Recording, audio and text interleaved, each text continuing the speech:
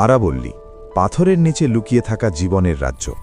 ভাবুন তো, পৃথিবীর সবচেয়ে প্রাচীন পর্বতগুলোর একটি, যেটা ডাইনোসরেরও আগের, যেখানে আজও বেঁচে আছে এমন প্রাণী ও উদ্ভিদ যাদের অস্তিত্ব না থাকলে রাজস্থান আজ মরুভূমি হয়ে যেত।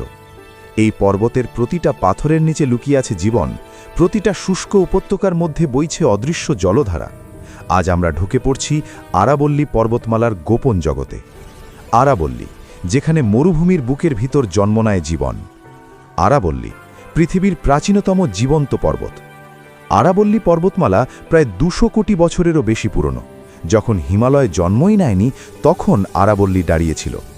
এই পর্বত গুজরাট থেকে দিল্লি পর্যন্ত বিস্তৃত। এটি শুধু পাথরের স্তূপ নয়, এটি ভারতের প্রাকৃতিক ঢাল। থর মরুভূমিকে আটকে রাখে এই পর্বত। আরাবল্লী না থাকলে আজ দিল্লি, রাজস্থান, হরিয়ানা সবই বালুর নিচে হারিয়ে যেত। একটা পর্বত কিভাবে একটা দেশের জলবায়ু বাঁচায়? আরাবল্লীর ভয়ঙ্কর ও বিস্ময়কর প্রাণীজগৎ। মনে হয় রাজস্থানে শুধু উট আর বালি আছে, তাহলে আপনি আরাবল্লী চেনেন না। লেপার্ড, আরাবল্লীর নীরব রাজা। আরাবল্লীতে আছে ভারতের সবচেয়ে অভিযোজিত লেপার্ড। শহরের কাছাকাছিও এরা টিকে থাকে। নিশাচর, নিঃশব্দ, মারাত্মক বুদ্ধিমান। আপনি হয়তো কখনো দেখবেন না, কিন্তু সে আপনাকে ঠিকই দেখছে। স্লথ বিয়ার, লাজুক কিন্তু ভয়ঙ্কর। পিঁপড়ে ও উই পোকাই এদের শক্তি। গুহা ও শিলার ফাঁকে বাস, হঠাৎ আক্রমণে কুখ্যাত। স্ট্রাইপড হায়েনা, মৃত্যুর পরিচ্ছন্নতা কর্মী। মৃত প্রাণী খেয়ে পরিবেশ পরিষ্কার রাখে। রাতে শিকার, খুব কম মানুষ দেখেছে। অন্যান্য প্রাণী, নীলগাই, শিয়াল, বনবিড়াল, অসংখ্য সরীসৃপ ও পাখি। এই প্রাণীরা না থাকলে আরাবল্লী মরুভূমিতে পরিণত হতো। আরাবল্লীর উদ্ভিদরাজি মরুভূমির বুকের সবুজ অস্ত্র। এই পর্বতের আসল নায়ক কিন্তু প্রাণী নয়, আসল নায়ক হলো এর গাছ। ধোকরা নাচ অল্প জলেই বেঁচে থাকে। শিকড় ঢুকে যায় পাথরের গভীরে, মাটি ধরে রাখে। খেজুরি গাছ, মরুভূমির জীবন রেখা।